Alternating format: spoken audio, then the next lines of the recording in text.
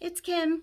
Welcome to my channel, Never Too Late. When I started this channel, one of the things I kind of thought about doing was doing some videos talking about anxiety, specifically my journey with anxiety. I've had anxiety since I was a kid, really. I think it got worse as I got into like the teen years. And then during COVID, it really ramped up, and I honestly got to the point where like my heart was beating 1,000 miles an hour like all the time. Just felt like I was gonna break out into tears at any moment. It got where it was honestly scaring me. Like I thought, oh my god, I'm just gonna have a heart attack if I don't do something about this. So at that point, I did reach out and got a therapist. My first therapist, I really liked her, but I don't think she was exactly what I needed at that particular time. And then something happened. I don't exactly know what. She ended up taking a leave of absence, and I got placed with a different therapist, and she was exactly what I needed. She was wonderful. So, anyway, I just wanted to talk a little bit about my history with anxiety, and then, maybe do some other videos with some different subjects of, some of the ways it affects me, some of the different, not behaviors, it's not really the right word, but ways that it definitely showed itself in my life, and then also some maybe some a video about some of the things that I've learned that have really helped me, some techniques, some ways of looking at things, just things that have really helped me. I don't know, maybe it'll help someone else. I once I was going through therapy and got into it and was really feeling so much better and making really big changes, I made a conscious decision that I really wanted to talk about it. I wanted to talk about my journey. I wanted to talk about my situation. I didn't want to not share, because even though I think it's gotten so much better with like a stigma around certain things, I think there's still people out there that maybe are embarrassed to talk about it, or feel alone, or feel like no one understands. And while no one can understand anyone else's situation exactly, I just want to share my story in case there's someone out there that maybe says, oh, wow, that sounds familiar. I understand that. I want to share. I want to make it so that it's not something that you would ever even consider it being something to be embarrassed about or not want to share, because, I mean, in reality, it's just like having something else like diabetes, or I don't know, asthma. It's something that you have. It's something that you need to take steps to make better. I know that throughout my life, I've definitely had times where I was more in control of the anxiety rather than the anxiety being in control of me. There have definitely been many points in my life where that was the case, and those were great times, and I definitely was living a happy life at those points. But inevitably there would come a point where I'm a visual part. Like I visualize things. That's how I make sense of things. So I'm gonna probably talk in pictures sometimes. This is one of those. I always envisioned the feeling in my brain. What I saw it as was like there was a big whirlpool, and I was, clinging and swimming as fast as I can, clinging to a life vest, and I was just circling that whirlpool, knowing that I was heading down it. That I was fighting as hard as I could, but I was definitely headed down that whirlpool. I was going down. So to me, that's kind of what it felt like a lot of times too, where I was hanging on, but by a thread, by a fingernail. And then there were also times when I didn't feel like I was holding on at all. I feel like I just had gone down. So it definitely manifested itself more in different times in my life. I to this day, I can't tell you exactly why that would be. Obviously, there must have been some triggers in there somewhere, but it definitely hit the lowest point for me during COVID. COVID was tough for me because I am a people person. I definitely an extrovert. I like talking to people. I like being around people. So being forced to come home to work, and I was able to work from home, so that was a good thing. But work was also at that time for me very stressful. It was very busy. It was very stressful, and it was a lot of learning how to deal with situations that we had never dealt with before and figuring things out. And it was a very stressful time, very busy and very stressful. But for me, being forced home, not being able to interact with other people, and my husband was one of those people that went to work anyway. So he went to work every day. He was never at home. Um, I was basically here with my dogs, and I love my dogs, but they don't talk back very often. So it just kind of built and built and built, and I think there were a lot of things that went into it.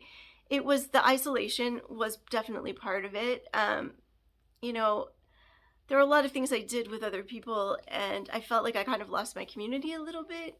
And I know in reality that wasn't true. They were still there. They were a phone call away, FaceTime away, but it wasn't the same. And the feeling was that I was losing it. Another thing I think that was difficult for me was taking away my control of my life was very difficult. It was very difficult for me not being able to make choices for myself. That's how it felt, like I wasn't able to choose for myself. Another thing that I think made it a little bit difficult was that my husband and I had planned several trips that year, and we basically didn't get to go on any of them. So there was that sense of things I'd really been looking forward to being, just being gone. So there was disappointment, and then in 2021, we just seemed to have one thing after another. And I can look back at it now and absolutely say none of those things were that big of a deal. And really, in the scheme of things, they really weren't. But at that time, it felt huge. Every little thing felt huge, and it kept just being one thing after another after another. We had some issues in our house. It was one of those things where we went to fix one thing, and then that led to us finding out about something else, which led to us finding out about something else.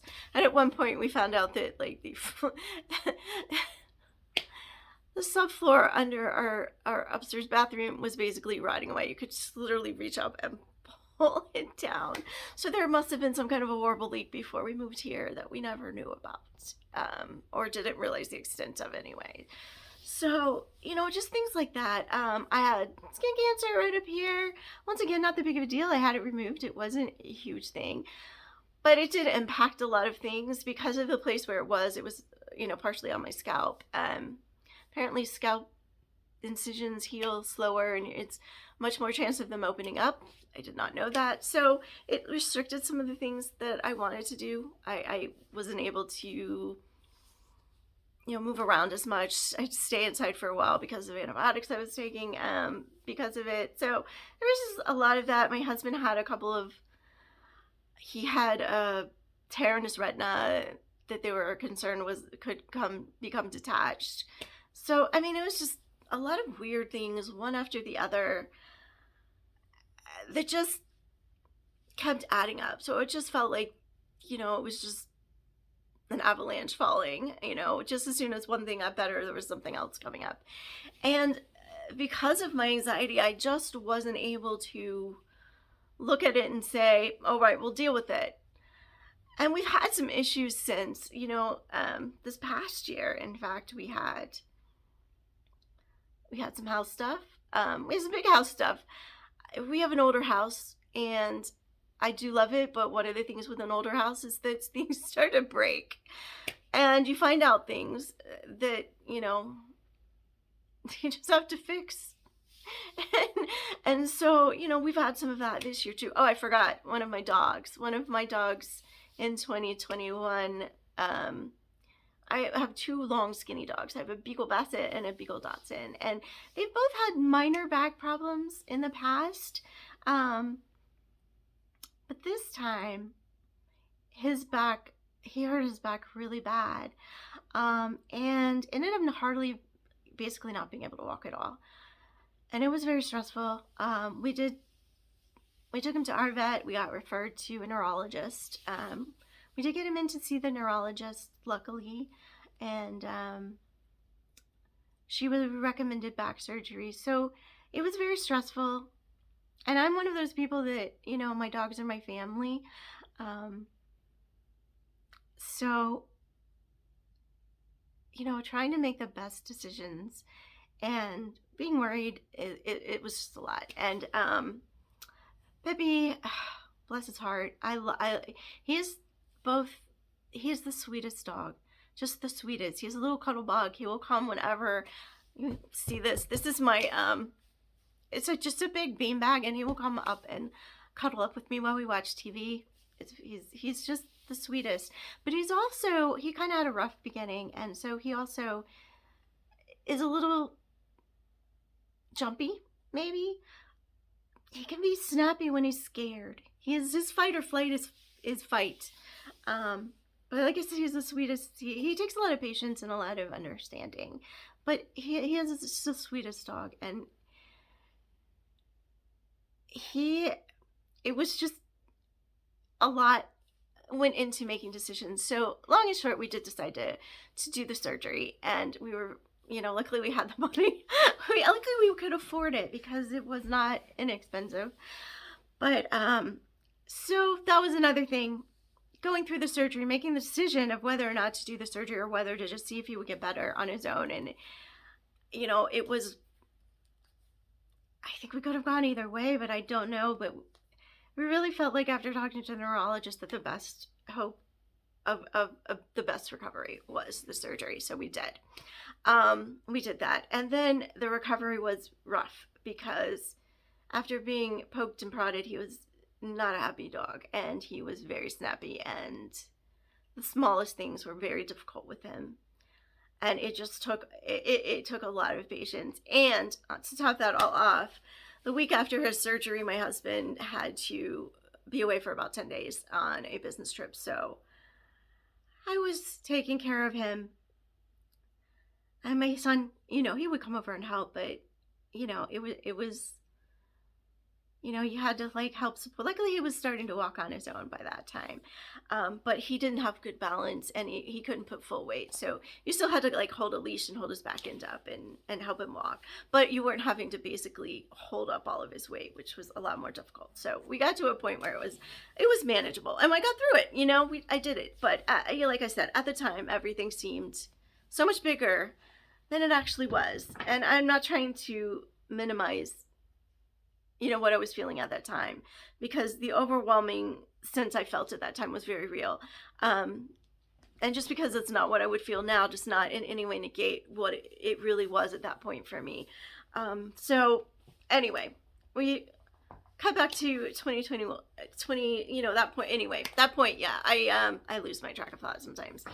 So I got to that point where things were really just scary. I was scared. I was very scared of the physical reactions my body was having to the anxiety. So I did reach out to the therapist, and once I got to the second therapist, and let me say a little bit about therapy first. I think therapy is something that is not a one-size-fits-all.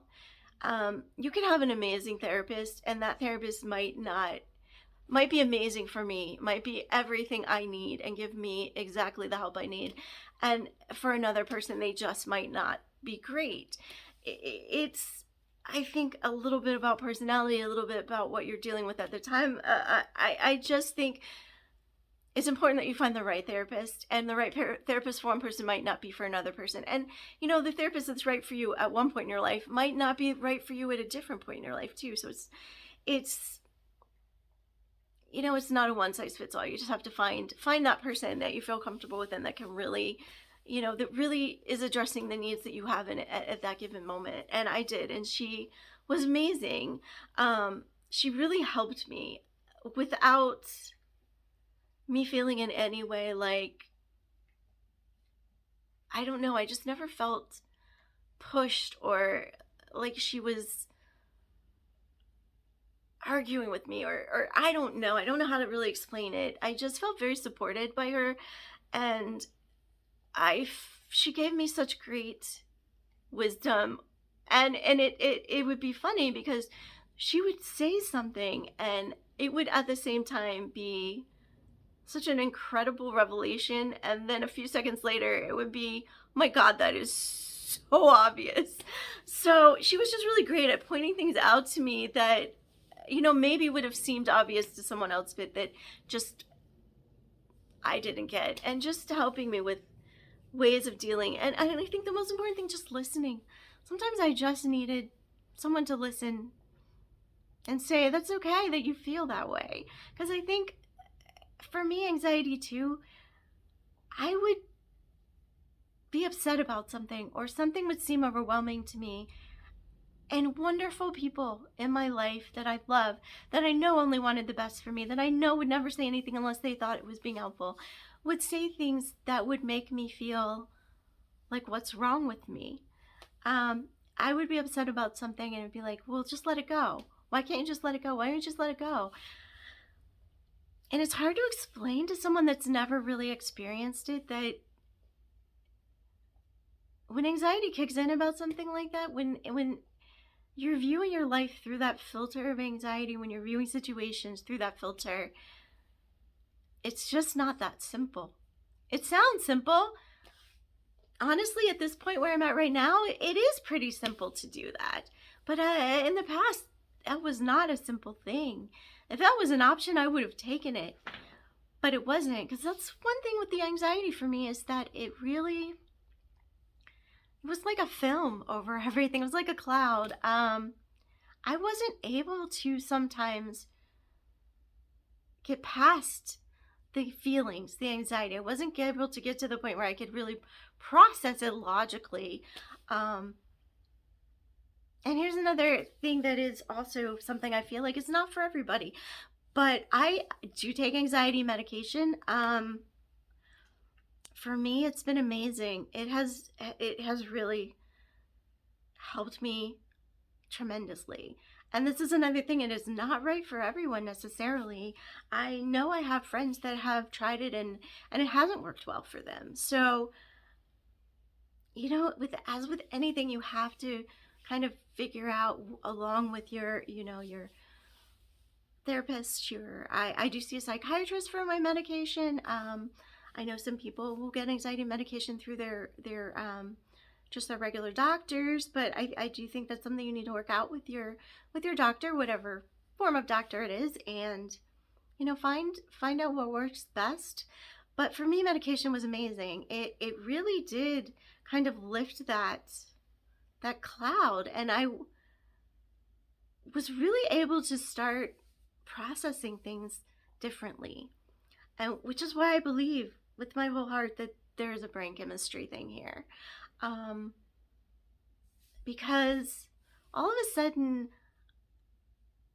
I could stop and think, not just be overcome.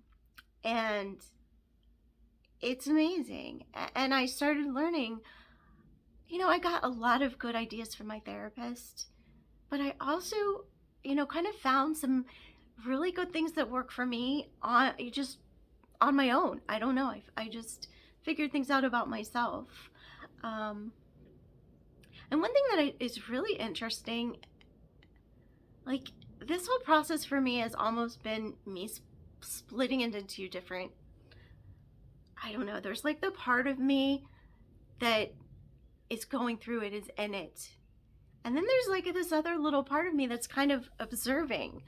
And that part of me, that observation part of me, just found this whole process really interesting, honestly, which I know sounds very odd, but just from where I was to where I've come to, and it's just very interesting to me. I think if I didn't have the personality I have, and I say that meaning I'm very empathetic, and I tend to feel what people feel, which also really got amped up with my anxiety. I would think I would have loved to be a therapist. I think that would have been, it would be very rewarding. But I feel for me, I don't know that I could separate. I don't know that it would be a healthy thing for me to try to do on a daily basis. But I don't know. I just found it fascinating. And sorry, that is my dog, Gimli. Come here. I don't know what he's barking at. He's just staring straight ahead and barking. I think that's him saying, "Pay attention to me." So I will scratch him while I talk. But anyway, yeah, I did see my therapist until the end of 2022. We got to the point where she basically said, "I want to really start you to start thinking about if you really need to see me anymore." And at first I was like, "Excuse me, of course I do. What are you talking about?" But I really did take some time and really process it and think it. I mean, I think I took a couple months really. And one of the things she said that, we had at that point gotten to where we were just meeting every 2 weeks. We weren't meeting every week anymore. She said, every time you come and you tell me the things that have been going on, you follow up by telling me what you've done, with them, what steps you've taken, and how you've basically, solved your issues. And you've come, you've gotten to the point where you're able to do this yourself. And I guess I hadn't really realized that so much, but when I really started thinking about it, I did realize that was kind of true. And so I did, come to the conclusion that, yeah, she was right. I was ready to kind of strike out on my own. And it's been 6 months, and I do feel like I'm still doing really good. I still know, different strategies, different things when situations arise. Because anxiety isn't something that you just, okay, you never feel anxiety again. That's not true, because life is full of situations, and anxiety to a certain degree is not a bad thing. I hate to say the word normal. It is a expected thing. It's something that happens. It's not that you'll never feel anxious again. There are situations that, it's perfectly logical that you would be anxious. And I've learned that too. I've learned that, oh my gosh, I feel anxious. Okay, that is not something to panic about. Oh no. I have to sit and think, is this, what is the situation? And then I have to, use the things that I know to use to help me kind of mitigate it a little bit. But it's been a journey, and it's honestly a journey I wish I had taken many, many years ago. Unfortunately, you can't go back. And also, one of the things that I have learned and I practice regularly is that living in regret is no place to live. Unless you have a time machine and you can go back and fix something and change it, you just make your peace with it. That's what I try to do. I try to look at things and say, I did the best I could at the time. I made the decisions I made at the time. So, I give myself kindness. I say, you did your best. Leave that in the past. This is what you've done now. So what are you going to do going forward? And that's part of the reason why I named this channel Never Too Late, because, I'm 56. So I'm not old, but I'm definitely, approaching that or into that probably. I think of it, once again, my visuals, I think of it as like a mountain. So it's like, I'm like, yeah, a little bit starting down that, probably starting down that side, the downward climb. But I'm not there yet. Hopefully I have plenty of climb left. So it's never too late to try some of these things that, maybe my anxiety has stopped me from doing in the past. And so that's kind of why I started this channel. And one of the things for me that was an anxiety issue, and I think I probably will do a separate video about this a little bit, but, even looking at, taking pictures and looking at pictures, I was like, I don't want pictures. I always try to avoid being in pictures. I'll be the one to take the picture, anything to not be in it. And if I did look at it, I was just like, ugh. So actually filming myself where I am looking at myself the whole time I'm talking is an exercise in itself for me. This is kind of a type of therapy to, I need to love myself, appreciate myself as I am. Whatever. Would I like to lose 20 pounds? Absolutely. I think that would be better for my health. I think that would be better for me to be involved in the activities I like to do, hiking, tennis. There's a lot of activities that I enjoy, and I would like to, I think that losing some weight would be great for that. So it is something I'm working on, eating healthier, getting more exercise, trying to ramp up my workout, but I do have some bad knees, so I gotta kind of work at it slowly, but I'm working at it. But looking at myself as I am right now and just say, you're good like you are. I want to love myself as I am right now. I tell my husband I wish I could see myself the way he sees me, and I'm trying to do that. I'm trying to see the things that maybe other people see in me that I don't. So part of starting this YouTube channel, the other thing is, it was just one of those things that I always thought looked like so much fun, so why not try it? And I realized very few people have watched my videos so far, and that is fine. I did not start this to make make money off of YouTube, to be a big influencer, to none of that. I did it as an exercise to get over one of the things that has been a roadblock for me. And it's working. It is working. It's great. And I am having fun doing it. So even if nobody watches, I'm having fun doing it, and I'll keep doing it. So as long as it's fun. I do have one subscriber, and I would really like to say thank you to her. When I got the notification that someone had commented even on my video or subscribed, it really did make my day. So if you are watching this, thank you very much, and know that your kindness is greatly appreciated. But anyway, I think I'm going to end now. But I will come back and make some more videos. I would like to make some about different aspects, how anxiety has really affected me. Some of the behaviors really isn't the right word, but some of the traits that I have, things that I've done, ways that I express things, how those kind of tie into my anxiety or are manifestations of my anxiety. I'd like to talk about definitely some of the things that work for me, and if anyone ever is watching this and if finds anything I say helpful, or just feels like they don't feel quite so alone, then I think that's amazing. Because one thing I would like to create with this, if I could have a wish for this YouTube channel, it wouldn't be to make money, it wouldn't be to have tons and tons of, millions of followers or anything like that. It would be to create a community, no matter how small, of people that supported, raised people up, made people feel good, and with people with anxiety that maybe helped each other, or just with your daily lives. You don't have to have anxiety to be going through bad times and to need a little uplifting. So this is really sappy, and I know that, but I'm a sappy person. I'm sorry. It's true. It just is. But if I could have my wish, it would be to create a community, no matter how big or small, where we helped each other.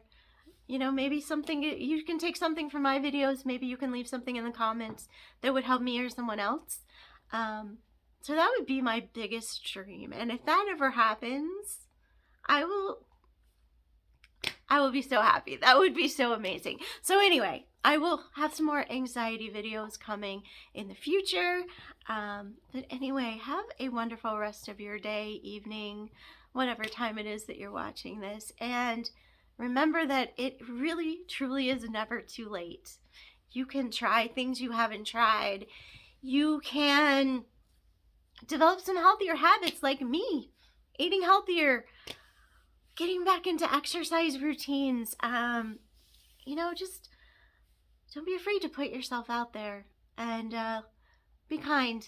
Be kind to others, because you just never know when one small act of kindness that really means nothing to you could mean the world to someone else. So, have a great day, and I will see you again soon. Bye.